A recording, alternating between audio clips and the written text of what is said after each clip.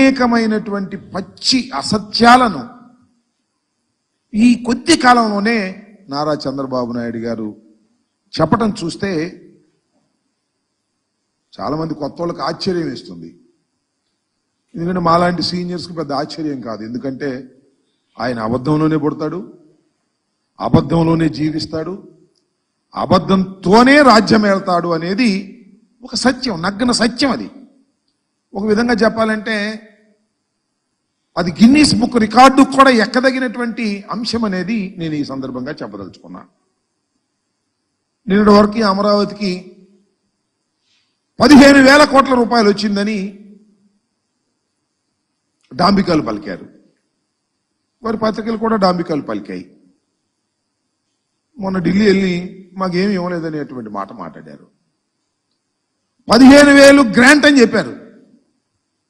మళ్ళా చూస్తేనేమో వివిధ సంస్థల ద్వారా అప్పు ఇప్పించడానికి కేంద్రం తన బడ్జెట్లో చెప్పింది. ఈయన అడిగింది కూడా అప్పే. మాకు గ్రాంట్ ఇవ్వమని అడిగేటటువంటి ధైర్యం కానీ అలిగేటటువంటి సత్తా కానీ నారా చంద్రబాబు నాయుడు గారికి లేదనేది చాలా స్పష్టంగా అర్థమవుతుంది. అప్పు ఇప్పిస్తారట, ఈయన అప్పు తీసుకుంటాడట. ఆ అప్పు ద్వారా 15,000 కోట్ల రూపాయలు డిఫరెంట్ స్టేజెస్లో దాన్ని చేస్తారట అనేది ఒక దాన్ని మాయాజాలంగా చూపేసేటువంటి ప్రయత్నం చేశారు.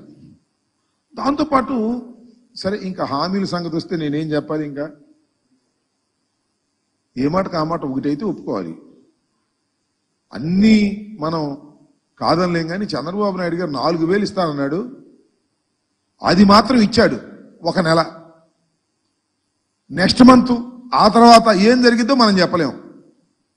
ఇస్తాడు, కొంత దూరం పోయిన తర్వాత అనర్హులు చాలా మంది ఉన్నారు.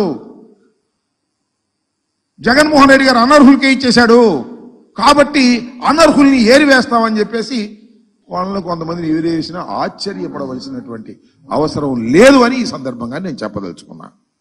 ఇంకా గ్యాస్ సిలిండర్ల పని, ఆ సూపర్ 6 పని నేనేం ప్రత్యేకంగా చెప్పాల్సిన అవసరం లేదు. అది ఆ రోజునే చెప్పాము. అది సూపర్ 6 కాదు, అది సూపర్ చీటింగ్ అని. అదే చీటింగ్కి వాళ్ళ చంద్రబాబు నాయుడు గారు మాట్లాడుతున్నాడు. మనం చాలా ఆశ్చర్యం, అసెంబ్లీలో మాట్లాడుతున్నాడు. మేము సూపర్ 6 అని అనేక హామీలు ఇచ్చాం. ఆ హామీలన్నీ చూస్తుంటే ఆ పైన స్క్రీన్ మీద అసెంబ్లీలో భయం వేస్తుంది అన్నాడు. మరి సంపద సృష్టించేటటువంటి యోధుడు, ఆర్థిక శాస్త్రంలో నిపుణుడు, ఎకనామిక్స్ చదివినటువంటి వ్యక్తి, ఆయన ఇచ్చేటప్పుడు భయం వేయలేదంట, అమలు చేసేటప్పుడు భయం వేస్తుందంట. ప్రజలు మీ గురించి ఇంకా ఏంది, జగనన్న ఉంటే రైతు భరోసా వచ్చేది, జగనన్న ఉంటే అది వచ్చేది ఇది వచ్చేది అని అనుకుంటున్నారని మీరు అనుకుంటున్నారు. ఇంకా భ్రమంలోనే గడుపుతున్నారా జగన్మోహన్ రెడ్డి గారు? ప్లీజ్ వాస్తవాల్లోకి రండి. రాజకీయాల్లో ప్రతిపక్షం ఉండాలి అని మేము కోరుకుంటాం. ఎందుకంటే అప్పుడప్పుడు అధికారంలో ఉన్నప్పుడు ప్రజల వాణి అనేటువంటిది ఆ ఛానల్ దాటుకుని వచ్చేకి ఆలస్యం అవుతుంది. కాబట్టి ప్రతిపక్షం నుంచి వస్తాయి. ప్రజలకు మెరుగైన పాలన ఇవ్వడానికి, మేము సరిదిద్దుకోవడానికి కూడా ఎప్పటికప్పుడు ఛానల్ ఏంటంటే ప్రతిపక్షం. నువ్వు ఆ పాత్ర నిర్వహించడానికి కూడా చేతులు ఎత్తేసినట్టున్నావు. మళ్ళీ అది కూడా పోయి శాసనసభలో ప్రతిపక్ష హోదా ఇవ్వాలని కోర్టులో అడుగుతావు, ఇక్కడ అడగాల్సింది ఢిల్లీలో అడుగుతావు. అసలు నీ ఆలోచన శైలేంటో. అప్పుడేమో ముఖ్యమంత్రి కార్యాలయంలో కోటరీ పెట్టుకున్నావు, ఇప్పుడు కొత్త కోటరీ తయారైందేమో. నువ్వు నీ పాలన వద్దు అని ప్రజలు తిరస్కరించి 1 రోజులు కూడా కాలేదు జగన్మోహన్ రెడ్డి గారు. అప్పుడే ప్రజలు అట్లా అనుకుంటున్నారు ఇట్లా అనుకుంటున్నారు అని నీ వంది మాగదులు ఏమన్నా చెప్తా ఉన్నారేమో. ఈ 11 కూడా ఒకటైపోయేటువంటి పరిస్థితికి వస్తుంది. కాస్త మేల్కోండి, వాస్తవాలకు దగ్గరగా రండి. ఈరోజు మేము చాలా ప్లెయిన్గా ట్రాన్స్పరెంట్గా శాసనసభలో శాసన మండలిలో మీరు మీ సభ్యులు హాజరు కావాల్సింది, నిలదీయాల్సింది, పోరాడాల్సింది. శాసన మండలిలో మీకే కదా మెజారిటీ ఉండేది. 30 మంది శాసన మండలి సభ్యులు ఉన్నారు కదా, రావాల్సింది. నేనే ప్రజెంట్ చేశాను.